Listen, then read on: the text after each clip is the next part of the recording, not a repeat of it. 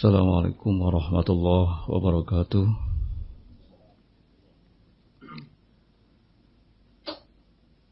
Innal hamdalillah nahmaduhu ta'ala wa nasta'inuhu wa nastaghfiruh wa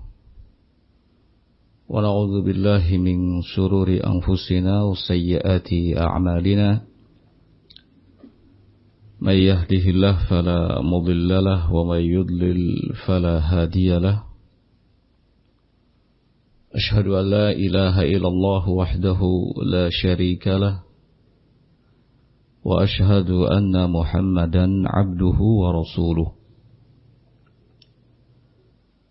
يقول الله سبحانه وتعالى في كتابه الكريم: يا أيها الذين آمنوا اتقوا الله حق تقاته ولا تموتن إلا وأنتم مسلمون. يا أيها الناس اتقوا ربكم الذي خلقكم من نفس واحدة وخلق منها زوجها وبث منهما رجالا كثيرا ونساء واتقوا الله الذي تساءلون به والأرحام إن الله كان عليكم رقيبا.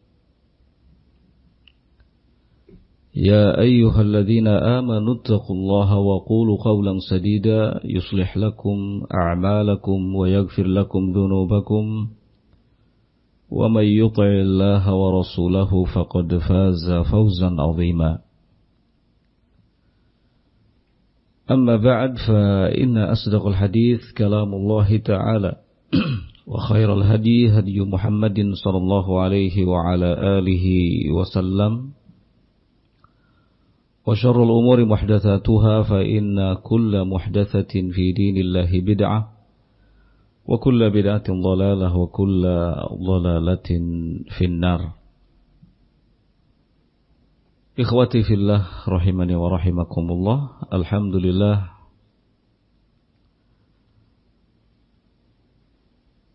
segala puji bagi Allah Subhanahu wa taala. Pada kesempatan pagi yang berbahagia ini kita dipertemukan di tempat yang paling mulia, tempat yang semoga Allah Subhanahu wa taala menjaganya dari segala kejelekan dan hal-hal yang tidak diinginkan. Kemudian dalam kesempatan ini saya ingin mengajak diri saya pribadi dan ikhwas sekalian untuk bersama-sama mengingat kembali nikmat yang Allah Subhanahu wa taala berikan kepada kita. Di antaranya yang pertama adalah nikmat mengenal ilmu agama dan merasakan kelezatannya. Sehingga ketika kita tidak berada di majlis ilmu, timbul rasa kerinduan yang dalam pada diri kita. Kemudian yang kedua adalah nikmat mengenal sunnah dan berjalan di atas sunnah. Tentu ini sebuah anugerah yang Allah Subhanahu wa taala berikan yang layak untuk kita berbahagia karenanya.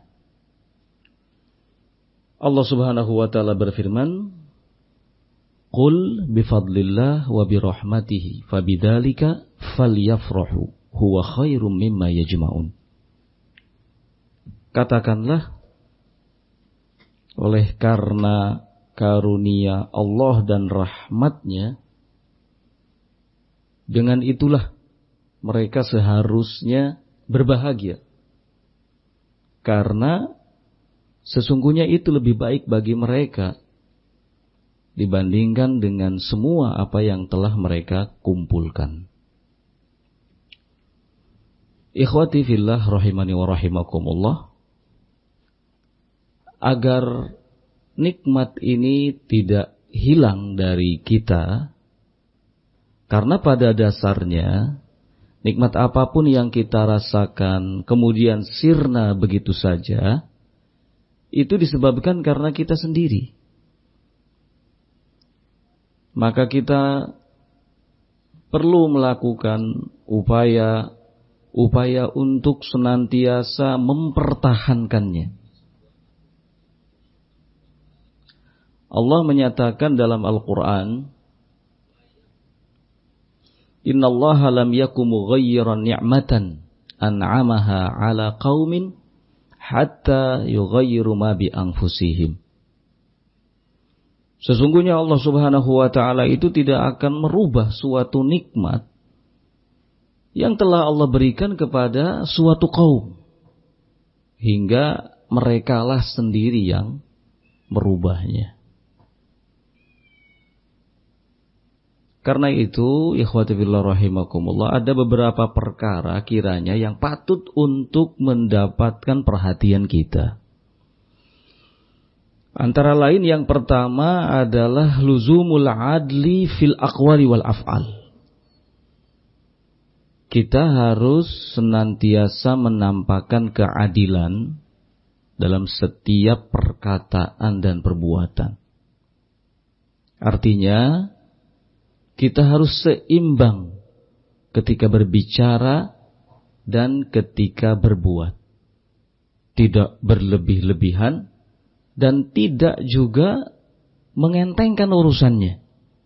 Apalagi kita tahu semua bahwa setiap yang kita ucapkan, setiap yang kita perbuat, itu akan ada pertanggungjawabannya di sisi Allah Subhanahu wa ta'ala. Karena itu, keadilan adalah hal yang mutlak. Keseimbangan adalah hal yang mutlak dibutuhkan. Allah Subhanahu wa ta'ala berfirman di Quran surat An-Nahl ayat yang ke-90, Innallaha ya'muru bil adli.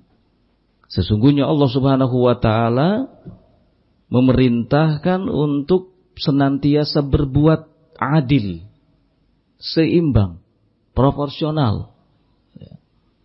Kemudian di Quran surat Al-An'am ayat 152, kembali Allah Subhanahu wa ta'ala menyinggung soal ini. Allah menyatakan, wa idza qultum fa'dilu. Apabila kalian berbicara, maka hendaknya kalian selalu dalam keadaan adil, selalu dalam keadaan seimbang. Dan inilah manhaj ahlus sunnah wal jamaah. Selalu adil, selalu insaf, selalu pertengahan, tidak berlebih-lebihan, dan tidak juga mengentengkan urusannya. Keadilan dalam berbicara dan berbuat, ini akan mengantarkan kita kepada kejujuran. Di mana kita akan selalu objektif dalam berbicara ataupun dalam berbuat. Imam Ibnul Qayyim rahimahullahu ta'ala, beliau mengatakan bahwa siapa saja yang menelaah perjalanan para ulama ahli hadis dan keadaan mereka, tentu akan mengetahui bahwa mereka itu adalah orang-orang yang paling kuat amanahnya, paling kuat berpegang teguh kepada agamanya, paling kuat kejujurannya, dan paling hebat dalam menjauhi kedustaan. Ikhwati fillah rahimani wa rahimakumullah, agar pembicaraan kita, perbuatan kita ini senantiasa dapat kita kontrol, selalu seimbang, maka hal yang harus kita jauhi, yang pertama adalah hawa nafsu. Yang pertama adalah hawa nafsu. Allah menyatakan dalam firman-Nya di Quran surat Shad ayat yang ke-26, "Wala tattabi'il hawa." Jangan sekali-kali kamu mengikuti hawa nafsu fayudhilluka an sabilillah, karena akan menyesatkanmu dari jalan Allah Subhanahu wa taala. Maka jangan sekali-kali kita mengucapkan sesuatu karena dorongan hawa nafsu, melakukan sesuatu karena dorongan hawa nafsu. Ini bisa membuat kita celaka, hilang keadilan. Sementara Allah memerintahkan kita untuk selalu adil dalam berucap dan berbuat. Nah, yang kedua, hal yang harus dijauhi adalah raghbatun nafsi, kepentingan pribadi. Jangan sampai mengucapkan sesuatu karena ada kepentingan pribadi, melakukan sesuatu karena ada kepentingan pribadi. Saat tidak ada kepentingan, pasif. Tapi ketika ada kepentingan, vokal, luar biasa. Ya. Berbicara semaunya, berbuat semaunya. Ini bisa menghilangkan keadilan. Ya. Jadi yang kedua, kemudian yang ketiga adalah at-ta'assub, fanatik. Ini juga hal yang harus dijauhi. Ya. Jangan sampai kita mengucapkan sesuatu, melakukan sesuatu karena fanatik terhadap seseorang. Ada unsur atau dorongan semangat membela seseorang. Ya. Berbicara karena fanatik, berbuat karena fanatik, waliyadzubillah. Ini tiga hal yang harus dijauhi. Pertama, al-hawa, hawa nafsu. Yang kedua, raghbatun nafsi, kepentingan pribadi. Kemudian yang ketiga adalah at-ta'assub, fanatik. Ya. Ikhwati fillah rahimani wa rahimakumullah. Yang kedua, yang patut menjadi perhatian kita adalah luzumul ittihadi ala sunnah. Menjaga persatuan dan kesatuan di atas sunnah. Wat ta'awun alal khair. Dan bekerja sama dalam kebaikan. Allah berfirman, wa'tasimu bihablillahi jami'an wa la tafarraqu. Berpegang teguhlah kalian semua kepada tali Allah dan jangan bercerai-berai. Ini di surat Ali Imran. Allah Subhanahu wa taala juga menyatakan, wala takunu kalladzina tafarraqu wakhtalafu min ba'di ma ja'ahumul bayyinat wa ulaika lahum 'adzabun 'adzim.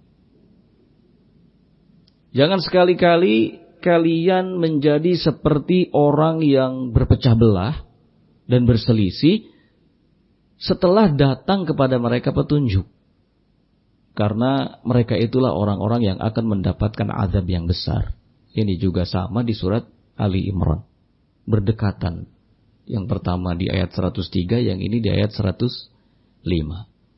Nah, penting ya untuk kita terus menjaga persatuan dan kesatuan di atas sunnah.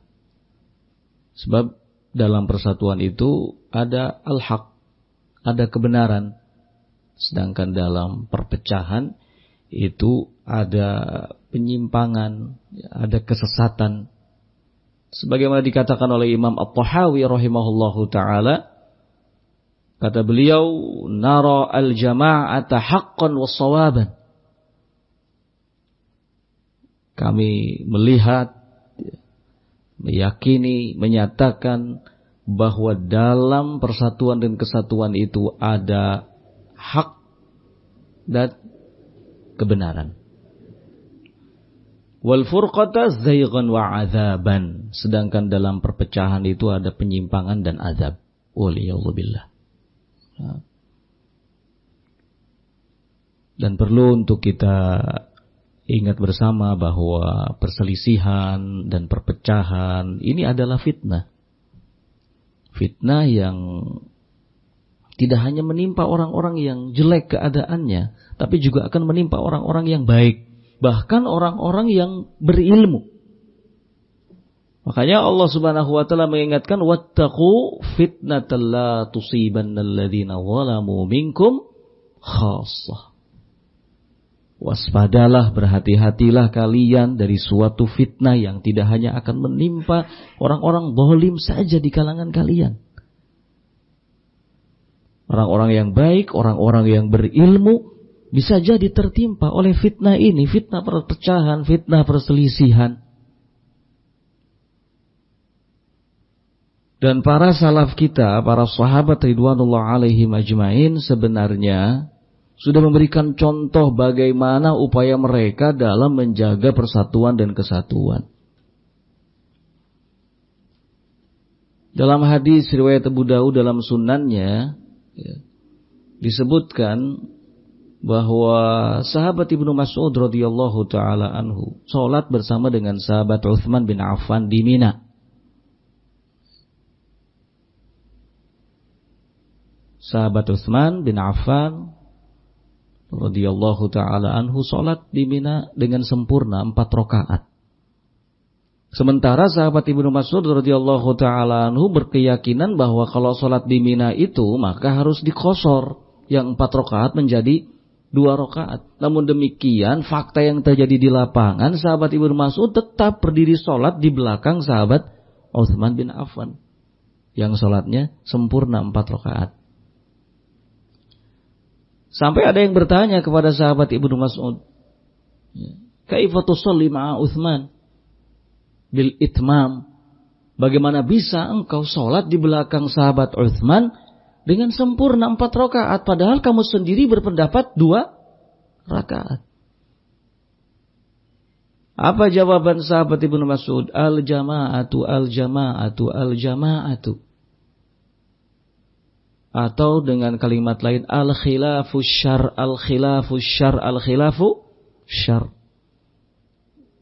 Perselisihan itu jelek. Perselisihan itu jelek, perselisihan itu jelek. Apa faidah yang bisa kita ambil dari peristiwa ini?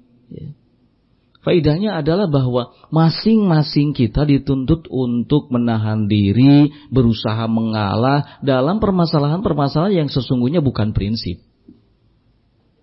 Jangan sampai hal yang kecil, hal yang sederhana, yang sebenarnya bisa diselesaikan dengan baik, malah menjadi sebab terjadinya perpecahan dan perselisihan. Waliyallahu ya.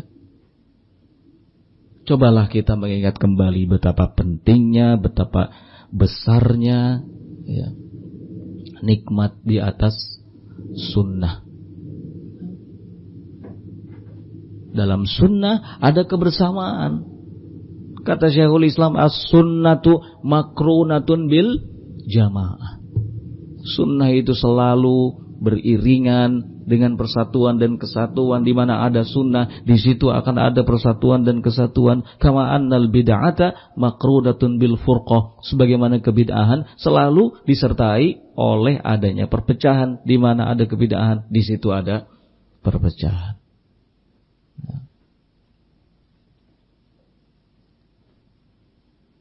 Ikhwati fillah rahimani wa rahimakumullah. Yang berikutnya yang patut untuk menjadi perhatian kita, yang ketiga adalah wujubur rad ilallahi wa ila rasulihi fi kulli mas'alatin. Wajib mengembalikan semua persoalan kepada Allah dan kepada Rasulnya.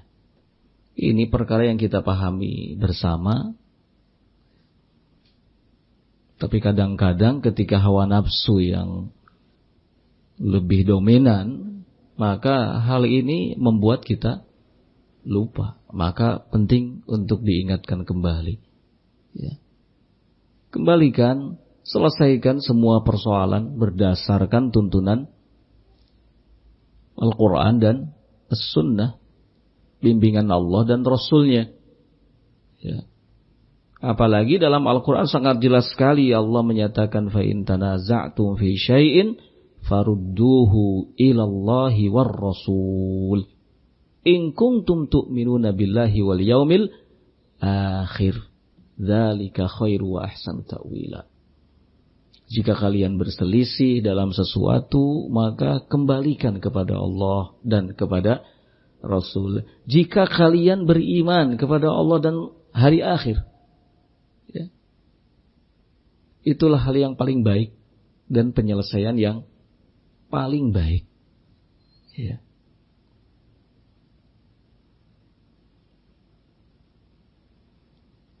Ini menjadi prinsip ahlu sunnah yang utama, ya, mengembalikan segala sesuatu kepada Allah Subhanahu wa ta'ala dan Rasulnya. Nabi SAW juga dulu salah satu wasiat yang disampaikannya kepada para sahabat khususnya dan kita tentunya secara umum adalah alaikum bisunnati wa sunnatil khulafa ar-rasyidin al-mahdiyyin. Hendaknya kalian berpegang teguh kepada sunnahku dan sunnah khulafa rasyidin al-mahdiyyin. Ikhwati fillah rahimani wa rahimakumullah. Perkara lainnya yang juga tidak kalah pentingnya adalah berupaya terus untuk mengamalkan perintah agama, mengamalkan Al-Quran dan As-Sunnah dengan pemahaman para salaf, ya. Dengan pemahaman para salaf. Karena siapa saja yang meninggalkan pemahaman para salaf, pemahaman para sahabat dan generasi setelahnya, dipastikan dalam keadaan sesat, menyimpang dari kebenaran. Bahkan yang membuat ahli bid'ah jatuh dalam kesesatan itu karena mereka tidak merujuk dalam memahami Quran dan Sunnah kepada para salaf. Oleh karena itu, Syekhul Islam rahimahullahu ta'ala beliau mengatakan fa inna 'amata dhalali ahli bid'ah kana bihadzas sabab. Sesungguhnya mayoritas, ya, sesatnya ahli bid'ah itu adalah karena sebab ini. Fa innahum saru yahmiluna kalam Allah wa rasulihi ala ma yad'una annahu dalun alaihi wa laysal amru kadzalik.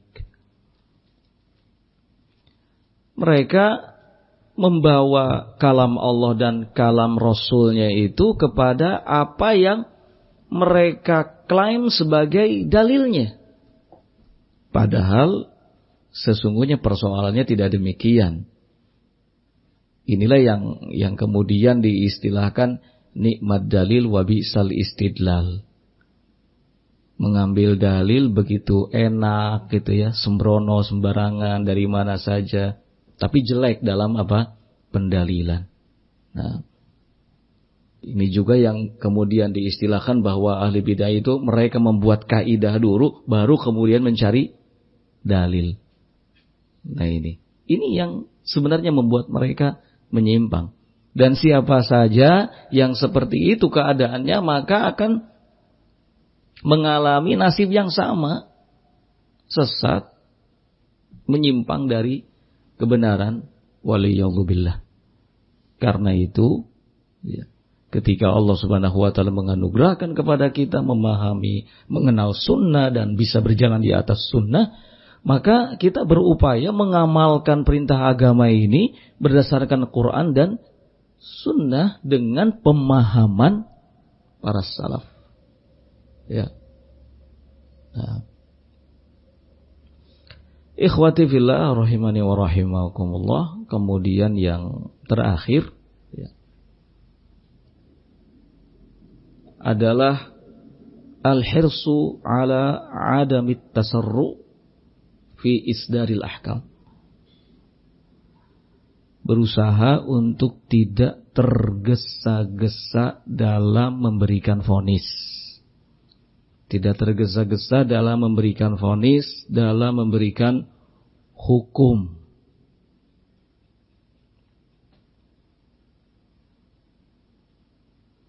Karena salah satu manhaj Ahlus Sunnah itu adalah yatakallamun fima ya'lamun wa yaskutun amma la ya'lamun. Berbicara hanya dalam perkara yang sudah diketahui ilmunya, ya, dan diam dari perkara-perkara yang memang tidak diketahui ilmunya. Makanya jangan terburu-buru menghakimi agar Anda tidak dihakimi. Jangan terburu-buru memvonis agar Anda tidak divonis. Ya. Berhati-hati, ingat kembali perkara yang paling pertama yang disebutkan tadi, bahwa kita harus seimbang, harus adil dalam berbicara dan berbuat. Jangan tergesa-gesa. Ya.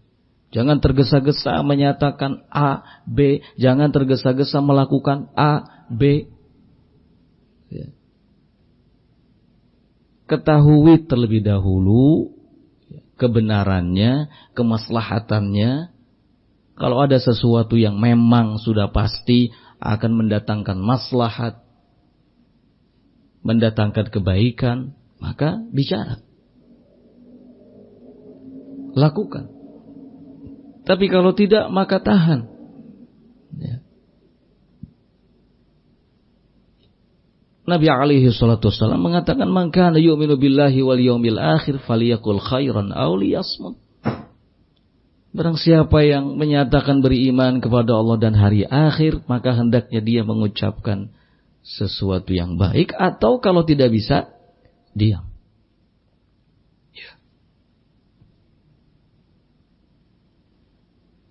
Sering sekali hanya karena muncul satu kata kemudian menyebabkan kerenggangan hubungan, ya. Terjadi saling tuduh, saling curiga. Ini semua karena ceroboh. Ini semua karena tidak hati-hati. Maka jangan tergesa-gesa untuk menyatakan sesuatu. Ya. Sebab sekali lagi, apa yang kita ucapkan, apa yang kita berbuat, itu akan dimintai pertanggungjawabannya oleh Allah Subhanahu wa taala. Imam Malik rahimahullahu taala dahulu mengatakan, "Yambagi lil mar'i alla yatakallam illa fima ahata bihi khairan."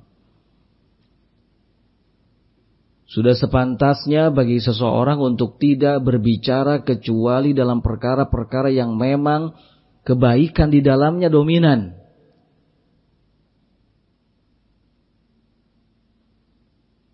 Faqad kana Rasulullah sallallahu alaihi wasallam wa huwa imamul muslimin wa sayyidul alamin yus'alu fi syai' fama yujibu hatta ya'tihi al-wahy minas sama'. Dulu, kata Imam Malik, Rasulullah Shallallahu Alaihi Wasallam, beliau imam muslimin, sayyidul alamin, tuannya, ya, semesta alam. Yus'al fi syai', pernah ditanya tentang sesuatu, beliau tidak menjawabnya hingga datang bimbingannya berupa wahyu dari langit. Nah, kalau beliau sallallahu alaihi wasallam saja seperti itu, tidak gegabah dalam berbicara, dalam berbuat, dalam menyatakan sesuatu, maka tentu kita lebih utama untuk seperti itu. Ya. Beliau sallallahu alaihi wasallam kalau ditanya kemudian wahyu belum turun, tidak kemudian menjawab. Menunggu hingga wahyu turun. Ketika wahyu turun, baru beliau berbicara, baru beliau menjawab. Ikhwati fillah rahimani wa rahimakumullah. Itulah di antara perkara yang penting untuk menjadi perhatian kita bersama. Dan sebagai penutup, kita harus sama-sama memiliki kesemangatan untuk kembali kepada kebenaran ketika kebenaran itu sudah nampak, sudah jelas, sudah ada. Inilah salah satu sifat ahlul haq, ahlul khair. Dan kebenaran itu adalah bekal bagi seorang mukmin. Semoga bermanfaat. Wallahu ta'ala a'lam bissawab. Subhanakallahumma wa bihamdik, asyhadu an la ilaha illa anta, astaghfiruka wa atubu ilaik. Walhamdulillahirabbil alamin. Wassalamualaikum warahmatullahi wabarakatuh.